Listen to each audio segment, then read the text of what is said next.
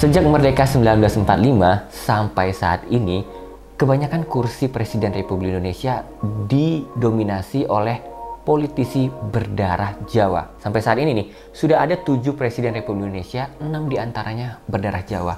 Hanya 1 yang tidak berdarah Jawa. Kira-kira kan tahu nggak? Presiden yang mana sih yang bukan berdarah Jawa? Mulai dari Soekarno yang berasal dari Blitar, Soeharto dari Bantul, Abdurrahman Wahid atau Gus Dur dari Jombang, Megawati Soekarno Putri kelahiran Yogyakarta, Susilo Bambang Yudhoyono atau SBY dari Pacitan, dan Joko Widodo asal Surakarta. Satu pengecualiannya, yaitu saat B.J. Habibie menjadi presiden menggantikan Soeharto yang mundur dari jabatannya tahun 1998. Hingga saat ini, pria kelahiran Parepare, Sulawesi Selatan itu menjadi satu-satunya presiden Indonesia yang bukan beretnis Jawa. Saya bersumpah akan memenuhi kewajiban Presiden Republik Indonesia dengan sebaik-baiknya dan seadil-adilnya. Lantas apa sih yang menyebabkan dominasi etnis Jawa di kursi presiden Indonesia? Menurut dosen Departemen Ilmu Politik di Universitas Gadjah Mada, Mada Sukmajati, menyebutkan kondisi ini dipengaruhi oleh 2 hal besar. Yang pertama, pengaruh dari parpol yang mencalonkan. Yang kedua, pengaruh dari perilaku memilih masyarakat di Indonesia. Mada menjelaskan bahwa para elit partai politik di tanah air masih menggunakan asumsi aliran atau perspektif sosiologis dalam mempertimbangkan proses pencalonan karena dinilai lebih efektif untuk mendulang suara. Berarti calon-calon dari Pulau Jawa sepertinya lebih menjual karena suaranya bisa lebih banyak karena mayoritas penduduk Indonesia ada di Pulau Jawa. Sementara masyarakat, khususnya kalangan muda, ini agak berbanding terbalik nih. Mereka melihat bahwa sirkulasi atau perputaran kepemimpinan nasional dengan cara yang lebih rasional. Maksudnya apa?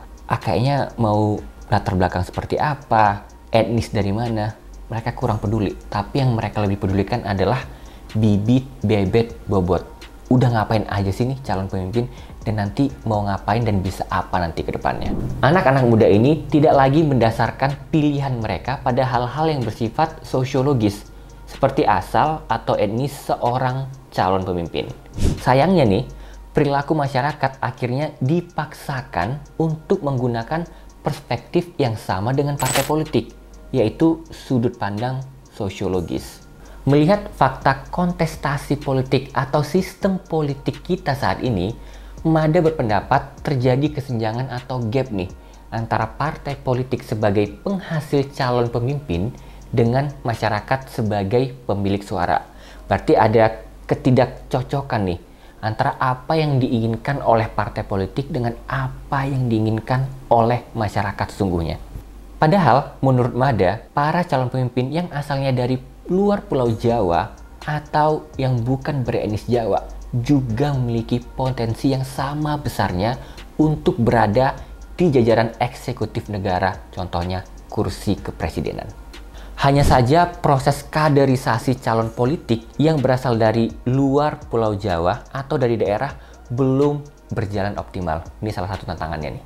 Mada juga menambahkan bahwa proses politik yang terjadi selama ini di Indonesia ini merupakan penyempitan dari 3 dimensi politik menjadi satu tema besar, yaitu politik aliran.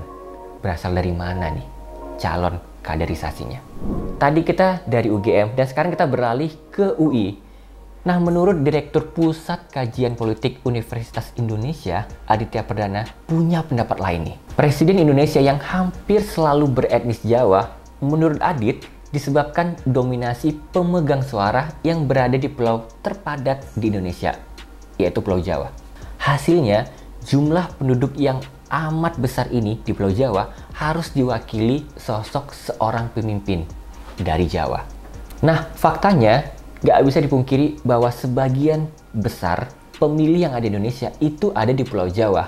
Artinya, ketika kita bicara tentang politik identitas, maka alasannya logis atau masuk akal. Kadang nggak bisa dipungkiri nih, pemimpin yang berasal dari kelompok yang besar dari Pulau Jawa, mereka harus ada perwakilannya. Namun, nggak mudah juga nih untuk menentukan seorang calon pemimpin nasional suatu negara. Banyak hal yang harus diperhatikan, seperti pentingnya kombinasi untuk menyeimbangkan kelompok yang ada di luar Pulau Jawa. Selanjutnya, dikotomi politik yang dulu berlaku itu sudah sangat berbeda dengan dikotomi politik yang ada saat ini. Lantas, apakah dikotomi politik itu? Dikotomi adalah pembagian atas dua kelompok yang saling bertentangan. Contohnya, dulu ada dikotomi Jawa dan non-Jawa. Kemudian dikotomi militer dan non-militer. Kalau kita lihat nih, 7 presiden Indonesia. Kita lihat nih dari Jawa atau non-Jawa ya.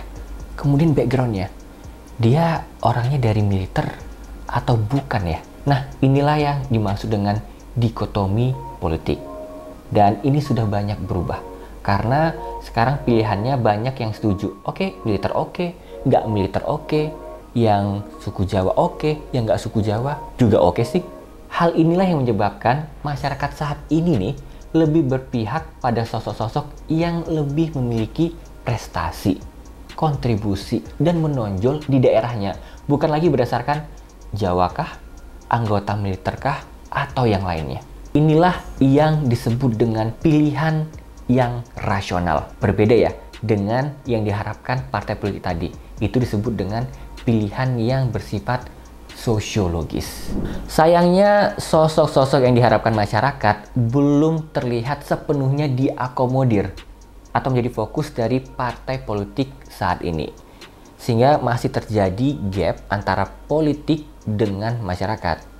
Dan kita harapkan semoga nanti di tahun 2024 atau di tahun selanjutnya akan terjadi match atau sinkronisasi antara kebutuhan partai politik dengan kebutuhan masyarakat. Dan harapannya adalah dengan terjadinya sinkronisasi ini, cita-cita dari bangsa dan negara ini bisa tercapai. Amin.